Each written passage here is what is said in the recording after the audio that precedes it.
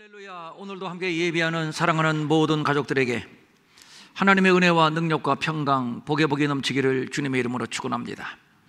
기드온의 전쟁 이야기를 보노라면 거짓말 하나도 안 보태서 삼류소설, 삼류 만화 같은 느낌, 아니면 나라마다 건국 신화가 하나쯤은 있는데 기드온의 전쟁 이야기는 바로 그런 류의 신화와 같은 느낌을 지울 수가 없습니다. 생각해 보십시오. 미디안의 군대가 13만 5천 명, 성경의 표현대로라면 메뚜기 떼같이 많은 군대가 코 밑에 진을 치고 수시로 공격해 옵니다. 이에 견디다 못한 이스라엘은 산으로 숨어들어 굴이나 웅덩이를 파고 그곳에 숨습니다. 그러나 미디안은 이에 상관없이 수시로 공격하여 땅을 황폐케 하고 양, 소, 나귀까지 남기지 아니하고 약탈해 갑니다. 이로써 이스라엘은 삶이 피폐해졌고 산다는 것이 너무 고통스러워 하나님께 부르짖습니다. 여기서 부르짖는다라고 하는 말은 도움을 요청하는 다급한 울부짖음입니다. 이 같은 이스라엘의 울부짖음을 들은 하나님은 구원하실 것을 작정하시고 이스라엘을 통솔할 장수 한 사람을 발탁하셨는데 그가 바로 기드온입니다. 그렇다면 기드온은 당연히 13만 5천의 미디안 군대를 상대해야 하는 전쟁 능력이 충분히 검증된 장수이어야 할 것입니다. 그래야 이스라엘이 믿고 따를 겁니다. 그런데 정작 기드온은 그렇지 않았습니다. 전쟁이 애들 장난이 아닌 이상 전쟁의 경험, 작전 수행 능력, 무예 실력 등등이 충출해야 할 겁니다. 상대는 13만 5천의 무장된 군사이기 때문에 더욱더 그렇습니다. 지금 이스라엘은 비상시국입니다. 그러기에 더더욱 검증된 리더십, 강력한 리더십이 필요한 때입니다. 그러나 기드온은 전혀 그렇지 않습니다. 전쟁터에서 잔뼈가 굵은 장수도 아니고 어떤 방법으로든 백성들로부터 지도력을 검증받은 바도 없습니다. 최소한 모세나 다윗 정도는 되어야 흐트러진 민심을 추스르고 절체절명의 국가적 위기를 극복할 것인데, 그런데 기드온은 전혀 그런 급이 아닙니다. 기드온 스스로도 자신의 가문은 므낫세 지파 중에서 아주 약한 가문이요, 그 중에서도 자신은 가장 보잘것없는 사람이라고 말할 정도였으니 어쨌든 기드온은 아닙니다. 그래서 기드온도 하나님의 부르심이 황송하기는 하지만 거절할 수밖에 없었던 것인데, 그런데도 하나님은 괜찮답니다. 기드온, 앞으로 너는 큰 용사가 될 것이며 미디안 사람 치기를 한 사람 치듯 할 것이라고 말씀합니다. 기드온이 바보가 아닌 이상 이것을 믿으라는 건가요? 도무지 이해도 안 되고 믿을 수도 없습니다. 싸움의 상대는 자그마치 13만 5천의 훈련된 군사들, 그에 비하여 이쪽은 7년 동안의 괴롭힘을 당해 몸도 마음도 정신도 완전히 피폐해진 상태입니다. 싸울 의지는 물론 훈련이 전혀 안 된 백성들입니다. 그래서 할 수 있는 일이라곤 하나님 앞에 나가 하나님 우리를 좀 도와주세요, 죽겠습니다, 너무도 고통스럽고 너무도 괴롭습니다, 울부짖는 것뿐이었는데 이때에 하나님께서 발탁한 장수가 고작 기드온입니다. 기도 안 찰 노릇입니다만 그런데 하나님은 걱정하지 말라고 말씀합니다. 충분히 승리할 것이라고 말씀합니다. 자의반 타의반이라는 말이 여기에 해당되나요? 어쨌든 기드온은 떠밀려 일어났고 그래서 총동원령을 내려 모집된 군사가 3만 2천 명입니다. 그런데 적군은 13만 5천 명. 이것이 현실입니다. 현대의 전쟁은 군사의 숫자가 아니라 고도화된 무기로 승부를 낸다고 합니다만 그러나 고대의 전쟁은 그렇지 않습니다. 병사의 수가 전투력이고 결국 숫자 싸움입니다. 무조건 병사의 수가 많고 봐야 합니다.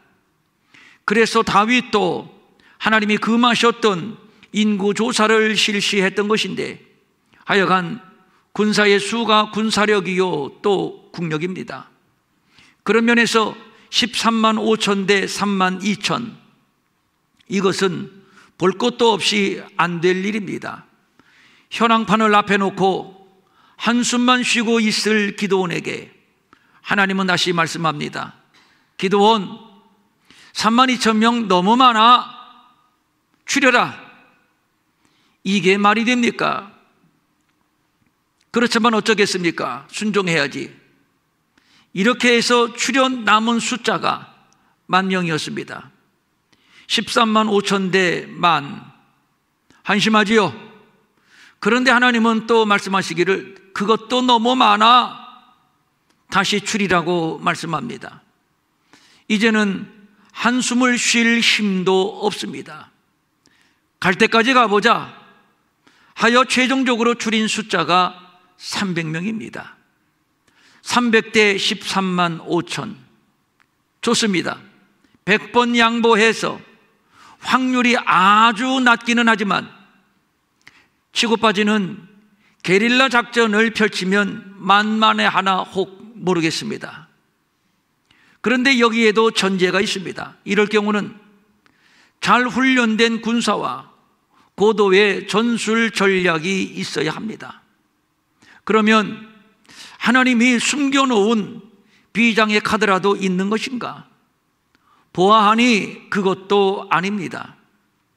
저는 지난 3번에 걸쳐서 기드온에 관해서 말씀을 증거했기 때문에 어지간하면 끝을 내려고 했습니다만, 그런데 기드온 이야기의 백미는 뭐니 전쟁 장면입니다. 전쟁 장면을 이야기 안 한다면 왠지 뒷문을 안 닫고 나온 것만 같아서 오늘 전쟁 이야기까지 말씀을 드리려고 합니다. 기드온이 적진에 염탐을 갔다가 우연하게 꿈 이야기를 듣게 되었습니다. 내용인즉슨 보리떡 한 덩어리가 미디안 진영으로 굴러 들어오는데, 그런데 그 보리떡이 장막을 치니 그 장막이 무너지더라는 얘기입니다. 꿈의 내용이 아리송합니다. 그 꿈 이야기를 듣던 다른 사람이 해몽을 하는데, 그 보리떡은 말이야 기드온의 칼이고 이 전쟁은 하나님께서 싸우는 전쟁이며, 그래서 이 전쟁에서 우리 미디안은 패배할 수밖에 없어, 이런 말을 자기들이 주고받는 겁니다. 여러 차례 말씀을 드렸습니다만 성경은 하나님의 구속사를 기록한 책입니다. 그러므로 성경 어디를 봐도 하나님의 구속사에 대한 계시가 담겨 있는 것이지요. 그것을 찾아내야 합니다. 만약에 그렇지 못하다면 성경은 우리에게 아무런 의미 없는 이스라엘의 역사일 뿐입니다. 특별히 구약이 그렇고 기드온의 전쟁사도 역시 마찬가지입니다. 단순한 전쟁 이야기, 와, 하나님은 기적을 베푸시는 하나님이로구나, 이렇게만 본다면 수박 겉핥기일 뿐입니다. 이 전쟁 이야기 속에도 하나님의 구속사의 신비가 담겨 있는데, 지난 주일에 미디안 진영에 굴러들어온 보리떡에 대하여 이렇게 해석을 했습니다. 이스라엘이 출애굽하여 40년의 광야 생활을 거쳐 가나안에 들어가서 첫 제사, 첫 제물로 드린 것이 보리였고, 그런 의미에서 미디안 진영에 굴러 들어간 보리떡은 이 땅 가나안은 영원히 이스라엘의 땅이며, 이스라엘을 구원하신 하나님은 영원히 이스라엘의 하나님이 되시며, 또 이스라엘은 영원히 하나님의 백성이 되는 언약의 증표라고 말씀을 드렸습니다. 언약의 증표, 그것이 바로 보리입니다. 지금 이스라엘 백성들은 이 보리의 언약을 잊어버리고 두려워 울부짖고 있는 것입니다. 그래서 하나님은 기드온에게 이를 상기시키기 위하여, 보리 언약을 상기시키기 위하여 기드온으로 하여금 직접 미디안 진영을 침투해 꿈 이야기를 듣게 하신 겁니다. 그리고 기드온은 이 300명을 세 대로 나누어서 병력을 배치했습니다. 그런데 문제는 저들의 손에 들린 것이 칼도 아니고 창도 아니고 생뚱맞게 나팔과 빈 항아리와 그리고 그 항아리 안에 감춘 횃불이었습니다. 그리고 저들은 적진 근처에 매복해 있다가 일제히 나팔을 불고 항아리를 깼습니다. 그랬더니 미디안 진영에 자중질환이 일어나서 자기들끼리 칼로 찌르고 싸우고 도망을 가게 되었고, 그때에 기드온의 군대가 추격해서 완전히 섬멸했다는 얘기입니다. 이것이 대략 당시의 전쟁 상황인데, 여러분은 이 전쟁 이야기에 대하여 어떤 생각이 드시나요? 13만 5천이 진을 쳤다는데 고대에 이 정도면 한 도시가 선 겁니다. 아니, 한 도시 정도가 아니라 웬만한 나라 하나입니다.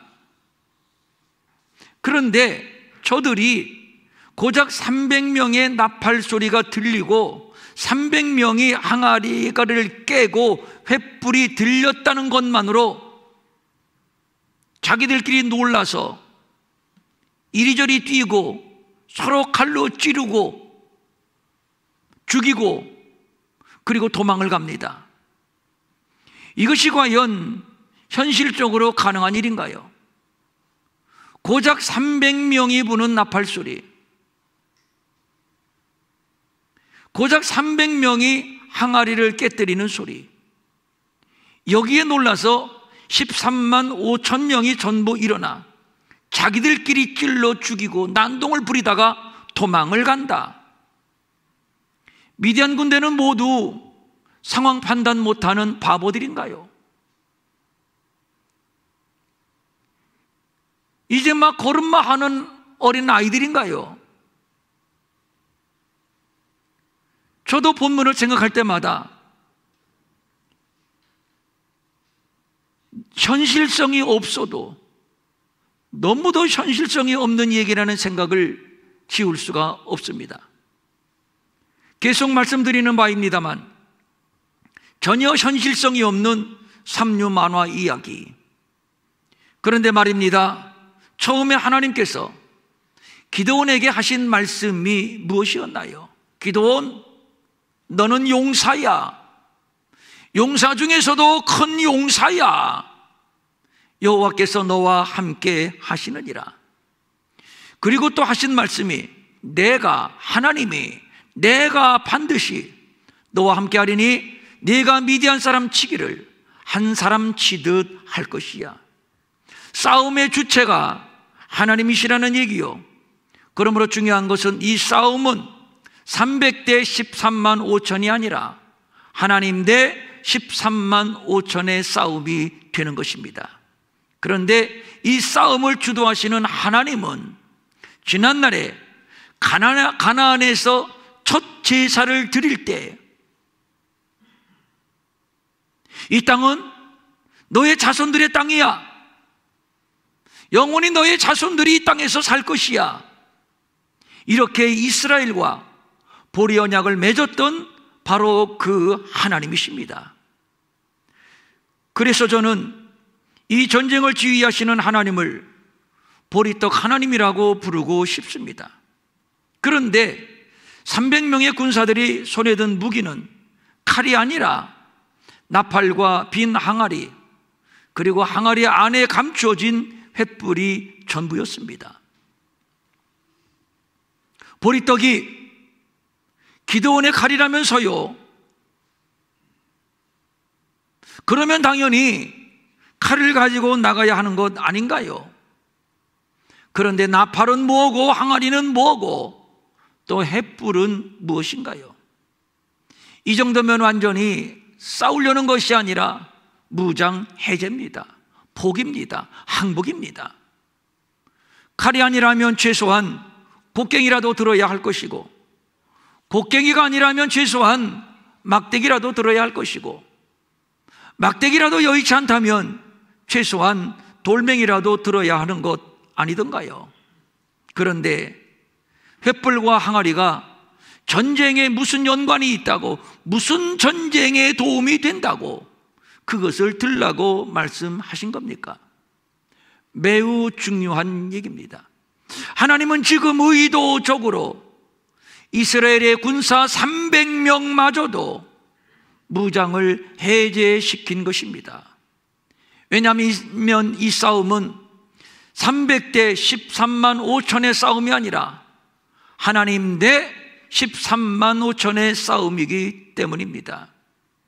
하나님의 싸움인데 칼이 필요할 리가 없는 것이죠. 칼은 사람들끼리 싸움할 때 필요한 것일 뿐, 그러나 이 싸움은 하나님의 싸움, 그래서 칼이 필요 없는 겁니다. 그래서 기드온이 사람들에게 말합니다. 나를 잘 보고 내가 하는 대로 따라하시오. 나를 잘 보라고 말합니다. 내가 하는 대로 나를 따라서 하라고 말합니다. 이 말은 기드온의 말이 아닙니다. 하나님의 말씀을 대변한 것입니다. 왜냐하면 이 전쟁을 지휘하시는 장수는 하나님이시기 때문입니다. 나를 잘 보고 내가 하는 대로 나를 따라 하시오. 뭘 따라 하라는 겁니까? 고작 나팔과 항아리와 횃불을 든 것뿐인데, 이거 가지고 따라 해봐야 상황은 전혀 변하지 않을 것인데, 어쨌든 별 수 없습니다. 저들의 무기는 횃불과 항아리 그리고 나팔뿐. 무슨 얘기입니까? 기드온은 완전히 칼을 내려놓았습니다. 32,000이라는 자기가 취할 수 있는 최대의 병력도 내려놓았습니다. 무장은 해제되고 병력도 고작 300명, 그것도 손에 든 것은 칼이 아니고 창이 아니고 그래봐야 빈 항아리 그리고 횃불. 기드온은 지금 완전히 비웠습니다. 완전히 포기했습니다.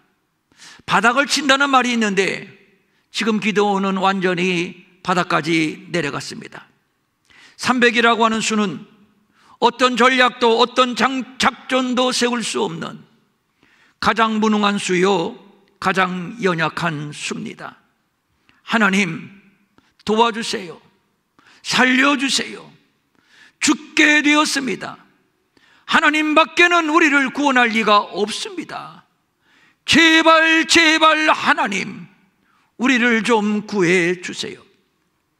전적으로 하나님만 의지할 수밖에 없는, 두 손 들고 하나님 앞에 나와 엎드려질 수밖에 없는 바로 그 자리까지 내려간 것입니다. 그러니까 300이라고 하는 자리는 초라함과 불안함과 두려움과 절망의 자리요, 그래서 절대적으로 하나님 앞에 엎드려질 수밖에 없는 죽음의 자리요, 자기 부정의 자리가 되는 겁니다. 하나님은 바로 그 자리까지 이스라엘을 내려가게 하신 겁니다. 전쟁을 수행하는데 이스라엘이 할 것이라고는 아무것도 없습니다. 너희는 그래도 무엇인가 우리가 해야 될 것이 있지 않겠느냐? 그래도 무엇인가? 그런 생각조차 하지 말라는 것입니다.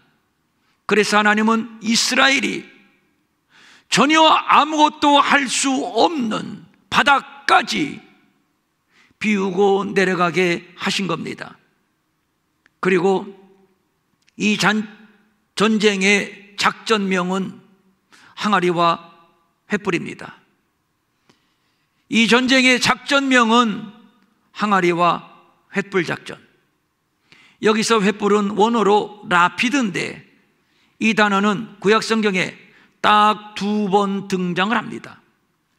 먼저는 하나님과 아브라함 사이에 맺은 언약에서 나옵니다. 하나님께서 아브라함을 갈대아 우르에서 불러내시고 그리고 말씀합니다. 아브라함, 이 땅 가나안을 내가 너희의 소유로 줄 것이야. 이 땅의 소유주는 너야. 내 후손들이야. 영원까지 이 땅에서 살게 될 것이야.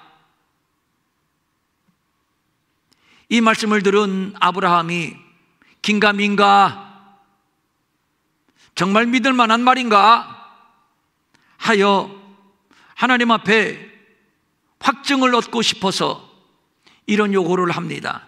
주 여호와여, 제가 이 땅을 얻게 될 것을 어떻게 알겠습니까? 그 말씀 정말 믿을 만합니까? 무엇으로 믿겠습니까? 내가 믿을 수 있는 증거를 하나님이 좀 보여주세요.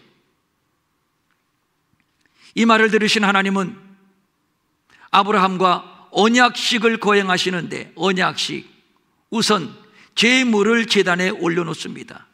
그런데 이 제단에 올려진 제물은 암소, 암염소, 순양 등이고 여기에 새 종류, 새, 날아다니는 새, 집비둘기와 산비둘기도 있었습니다. 그런데 하나님이 명령하십니다. 제물들의 절반을 잘라서 펼쳐놓아라. 잘라라. 그러나 새들은 자르지 말아라. 그렇게 해서 잘려진 제물과 잘라지지 않은 새들이 올려져 놓였습니다. 그리고 그 다음에 성경의 기록이 이겁니다. 아브라함, 내가 이 땅을 너와 네 자손들에게 준다고 약속을 했지만 훗날 400년 동안 너희의 후손들은 이방의 객이 되어, 이방이 어디죠? 애굽이죠. 이방의 객이 되어 그들을 섬기게 될 것이야. 그리고 말이야, 때가 되면 다시 너희의 후손들은 큰 재물을 이끌고 어디? 바로 이곳 가나안에 돌아오게 될 것이야. 이 말씀을 마친 후에 이 말씀을 확증해 주시기 위하여 날이 어두워질 때쯤 횃불이 내려와 쪼갠 고기 사이로 지나가게 됩니다. 이것을 횃불 언약이라고 하는데, 정리하면 아브라함의 자손들이 이방, 즉 애굽에서 객이 되어 살다가 다시 이 땅 가나안으로 돌아오게 될 것이라는 언약인데, 그것을 어떻게 믿습니까? 확실한 증표를 달라고 요구하는 아브라함에게 증표로 보여주신 것이 횃불입니다. 그리고 마침내 그 언약이 이루어져서 아브라함의 자손들은 드디어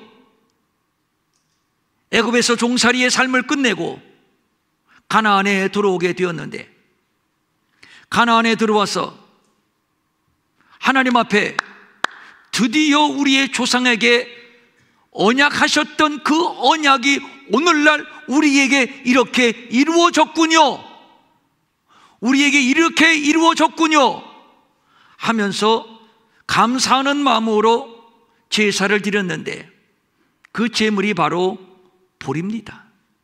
그래서 보리 제사라고 말을 합니다. 그러니까 횃불은 약속, 횃불은 약속, 보리는 성취.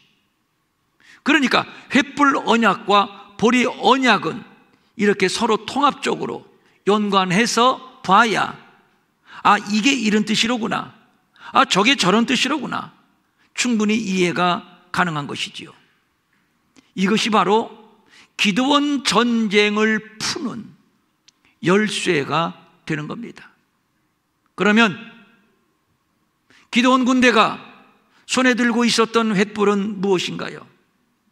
본문에서 사용된 횃불 역시 아브라함과 언약을 맺을 때의 횃불, 바로 그 라피드입니다.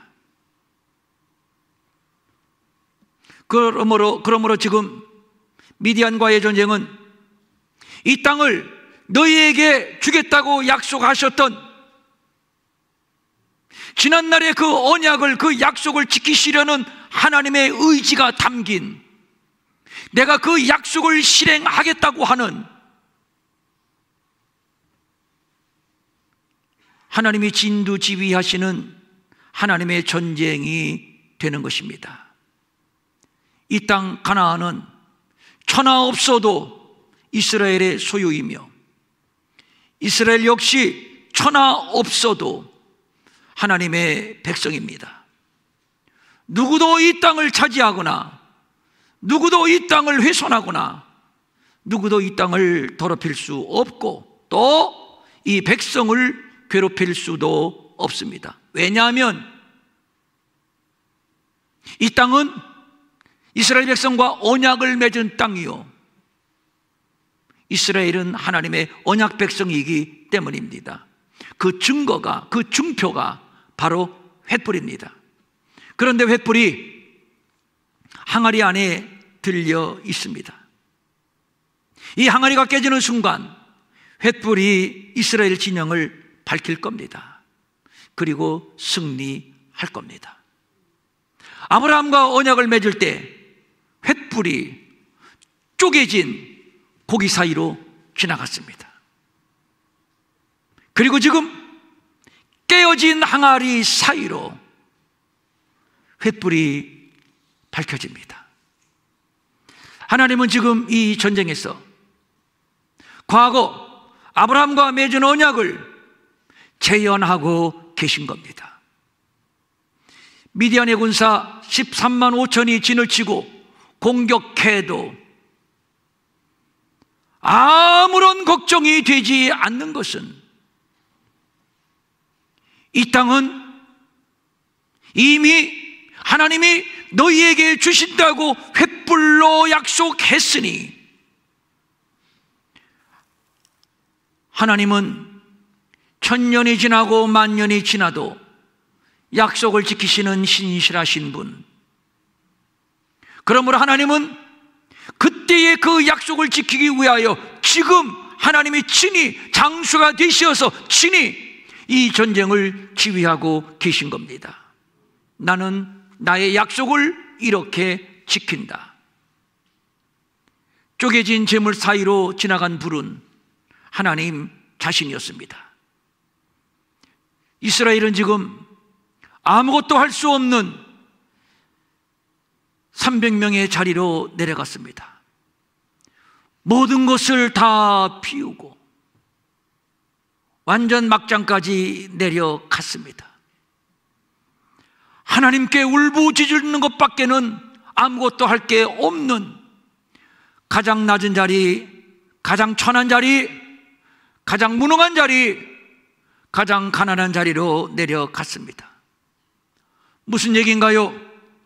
쪼개졌다는 얘기요, 깨졌다는 얘기입니다. 쪼개진 재물 가운데로 하나님이 횃불이 되어 지나가신 것처럼 지금 하나님은 깨어진 이스라엘 백성들 가운데로 지나가면서 아브라함의 자손, 내 백성들아, 내가 너희 조상에게 약속했지 않느냐? 이 땅은 영원히 너희들의 땅이며 나는 영원히 너희들의 하나님이며 너희들은 영원히 내 백성이라고. 왜 이것을 잊었느냐? 기억하라, 기억하라, 기억하라.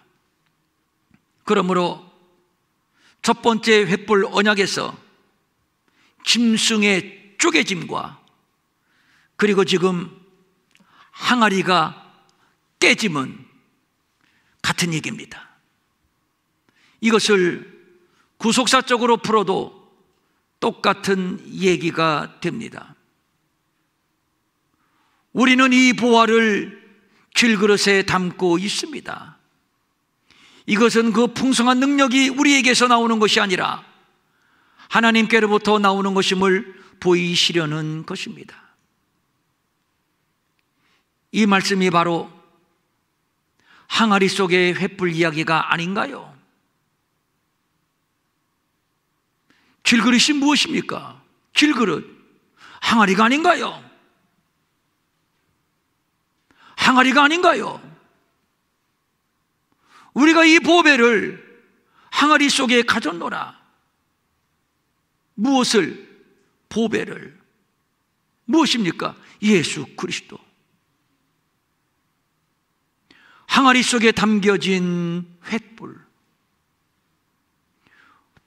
항아리 속에 담겨진 예수 그리스도. 보화가 드러나려면 질그릇이 깨져야만 가능합니다. 그렇습니다. 13만 5천 대 300. 우리는 바로 그 300의 자리까지 내려가야 합니다. 나는 죄인입니다. 나는 본질상 진노의 자녀입니다. 하나님의 도우시는 은혜가 없다면, 하나님의 구원이 아니라면 나는 영원히 저주의 운명입니다. 하나님, 나를 좀 도와주세요. 나를 좀 구해 주세요. 죽게 되었다고 울부짖을 수밖에 없는 바로 그 자리, 그 자리까지 포기하고 그 자리까지 비우고 내려가야, 다시 말해서 항아리가 산산조각 깨지듯 그렇게 우리가 산산조각 깨져야 비로소 우리의 영혼에 횃불이 밝혀지는 것입니다.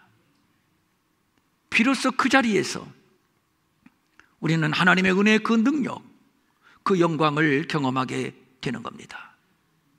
바울은 자신이 공들여 쌓아 올린 세상의 지식, 명예, 권력, 화려한 배경 모두를 배설물처럼 여기면서 버려버렸습니다.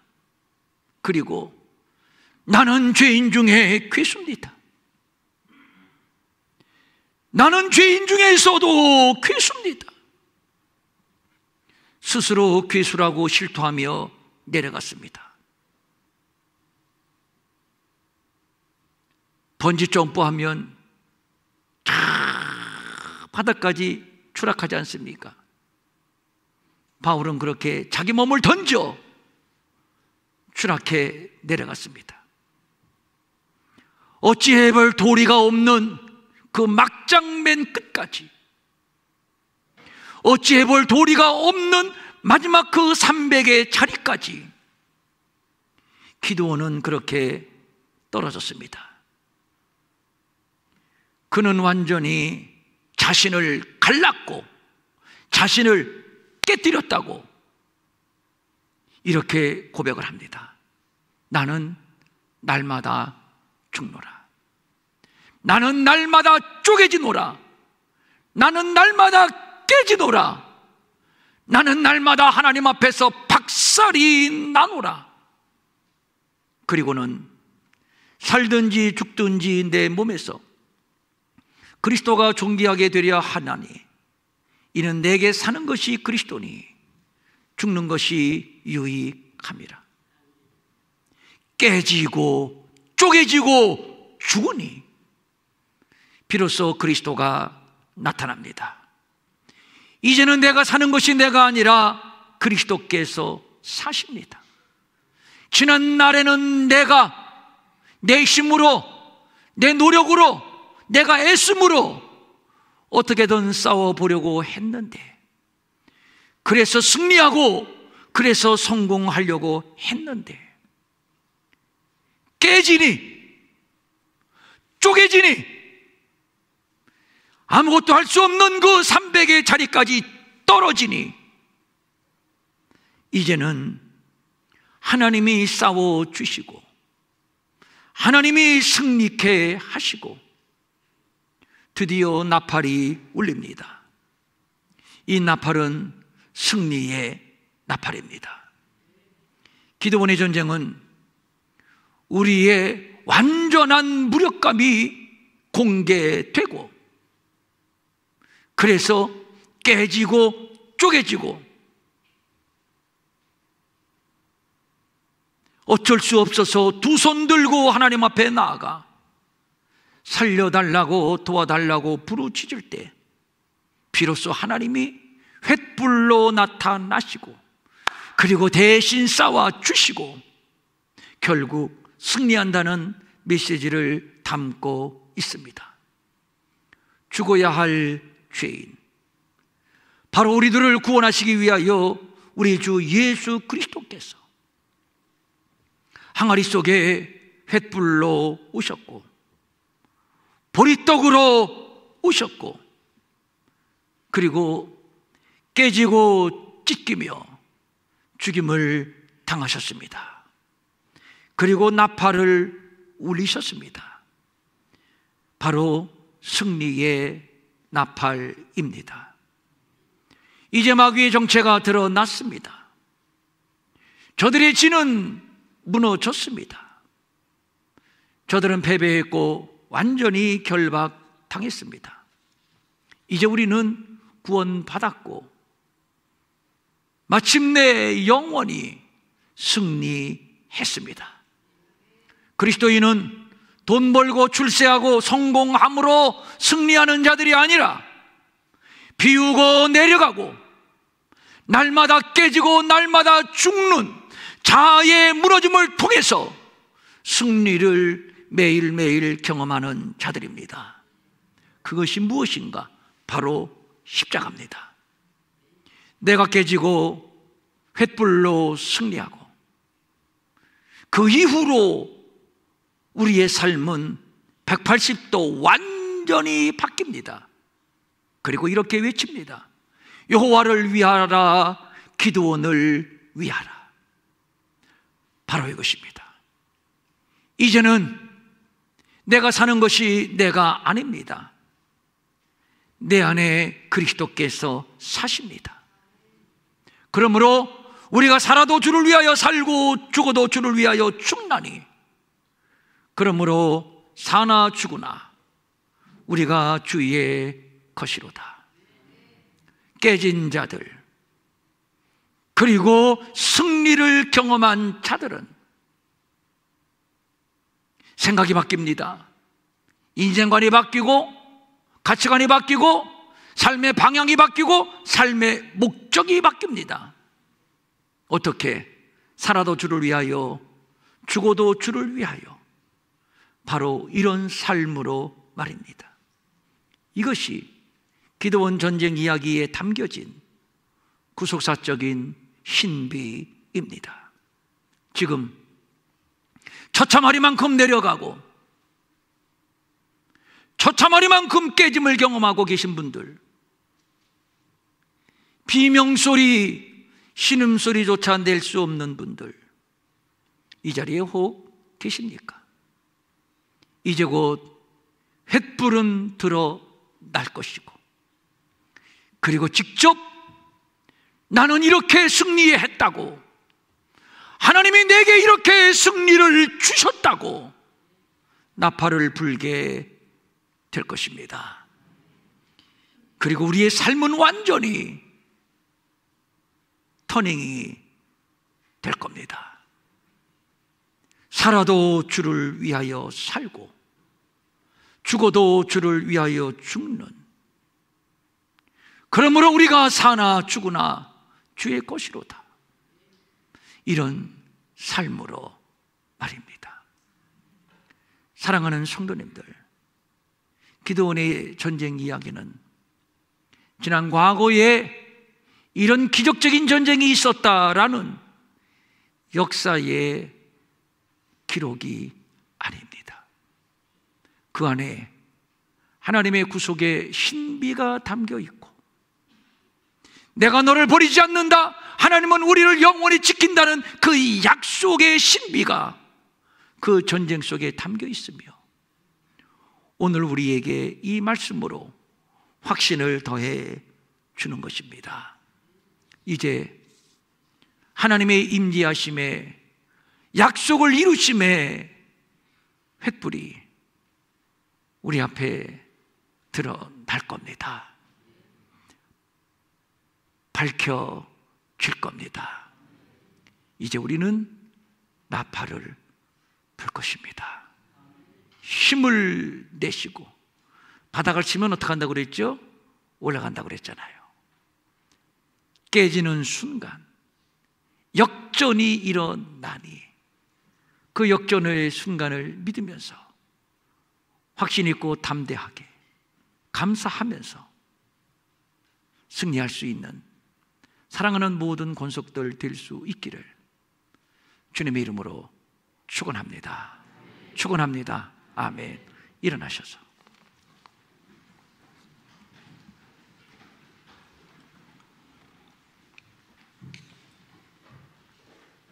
눈을 감고 가슴에 손 대시죠.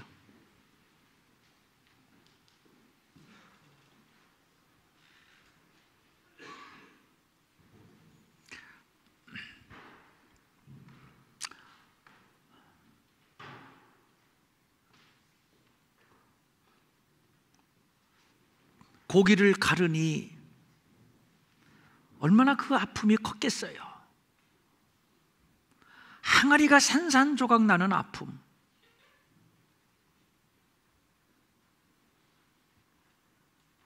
지금 그 자리에서 신음하고 계신 분들 계십니까? 됐습니다. 듣던 중 반가운 소리입니다. 하나님이 바로 이때를 기다리셨습니다. 하나님이 바로 이때를 위하여 우리를 300의 자리로 추락시키셨고, 우리 손에 들려있는 그 돌멩이 막대기 맞아도 빼앗으셨고, 그리고 우리에게 승리의 횃불을 들려주신 겁니다. 더 이상 내려갈 데가 없다고요? 더 이상 신음할 소리의 힘조차 없다고요? 그러면 된 겁니다.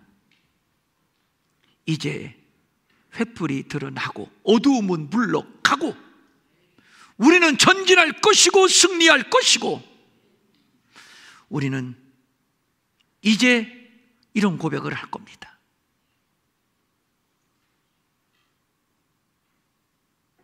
살아도 주를 위하여 살고 죽어도 주를 위하여 살리라. 내 말을 들어라, 나를 따르라. 이제 우리는 주님의 음성을 듣고 주님을 따르게 되는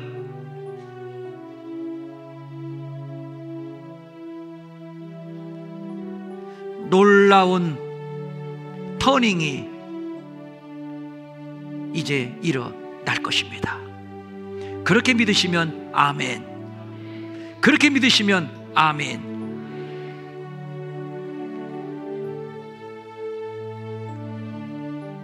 성령님 임재하소서. 더 충만하게, 더 강하게 임재하소서.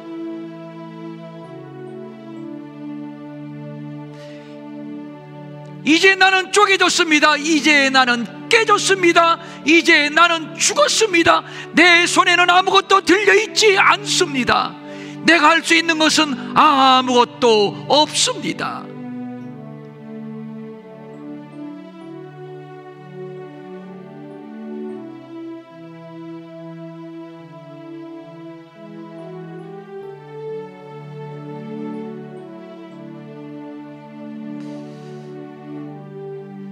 이제 됐다니까요.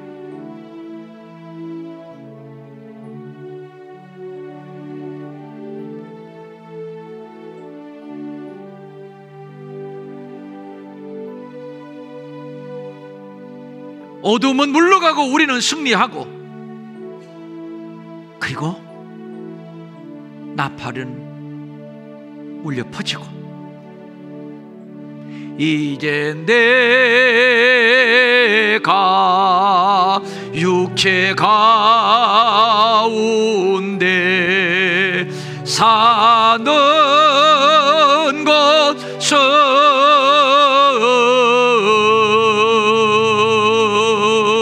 나를 사랑하사 자기 몸 버리신 주를 위해 살 것이라.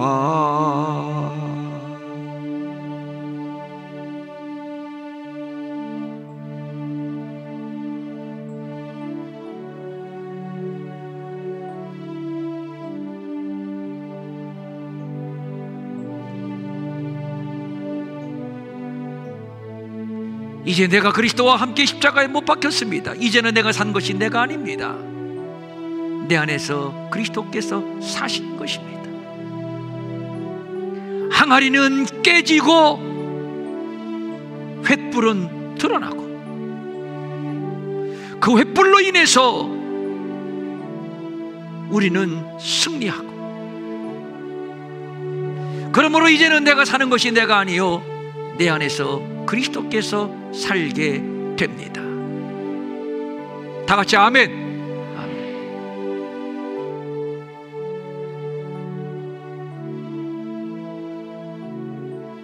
하나님 아버지, 그렇군요. 쪼개져야 되는데 쪼개지기가 싫었어. 깨져야 하는데 깨지기가 싫었어.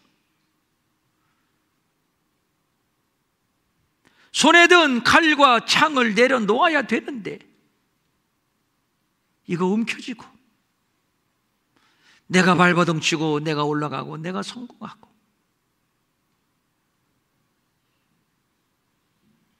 되는 것은 없고 인생은 상처투성이고,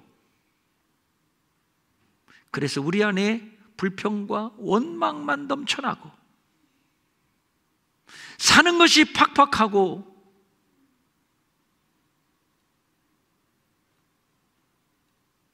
그래서 죽지 못해 산다는 푸념이 나오고,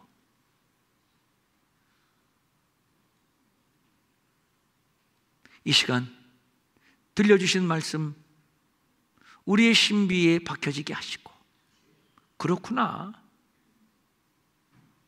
내려가고 내려가고 더 내려가야 하는구나, 버리고 버리고 다 버려야 하는구나, 깨지고 깨지고 완전히 박살나야 되는구나. 그게 예수님이 오신 그리고 가신 십자가의 길 아닙니까? 아니, 주님 가신 그 길 간다면서요. 그런데 왜 안 쪼개지고 안 깨집니까? 쪼개지고 깨지는 것은 바로 십자가의 길, 예수님이 앞서서 보여주셨고, 성령님, 고개를 들고 성전문 나가기 전에 한 번 더 충만하게 기름 부어 임재하소서. 우리 하나님이 친히 한 번 더 안수하시고,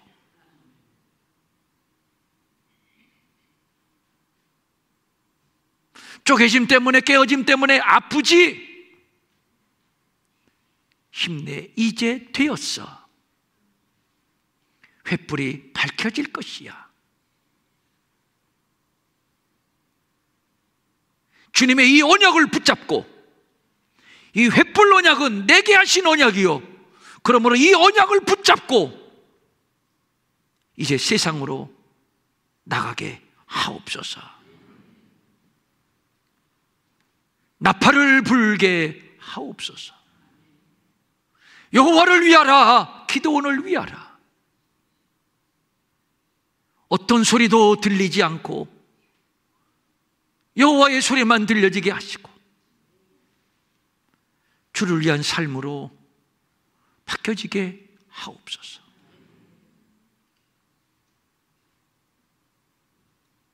성령님 더 충만하게 위로하시고 평강 주시고 소망 주시고 다시 믿음을 추스려 세우게 하시고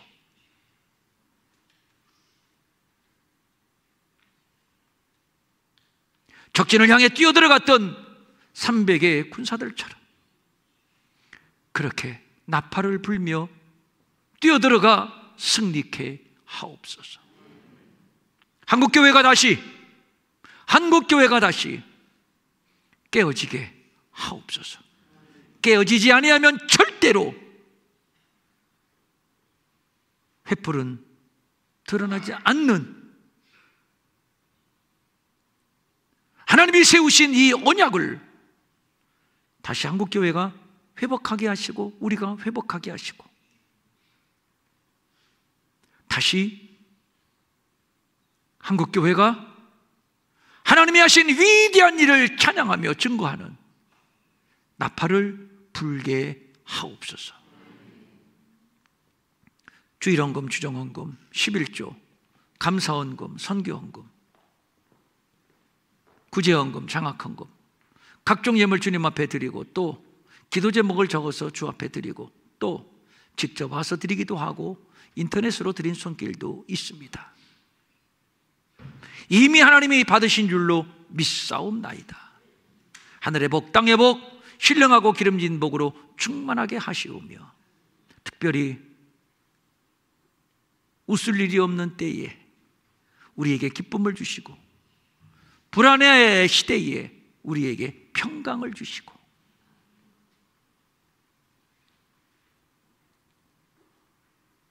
특별히 육신의 질병으로 힘겨워하는 자들 만져주시고 약한 체질은 강한 체질로 변화시켜 주시고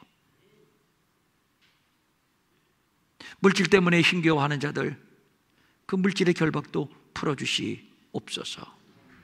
열방에 나가 복음 전하는 주의 종들을 위로하시고 평강으로 기름을 더하시고 안전과 건강까지 지켜주시옵소서. 이제는 우리 주 예수 그리스도의 은혜와 하나님 아버지의 무한하신 사랑과 성령님의 감화, 감동하시고 위로하시고 안위하시고 능력 주시고 형통케 하심이 이제 횃불 언약을 굳게 붙들고 세상을 향해서 전진에 뛰어가는 사랑하는 모든 성도들 머리 위에 영원히 함께 하옵시기를 간절히 축원하옵나이다. 아멘.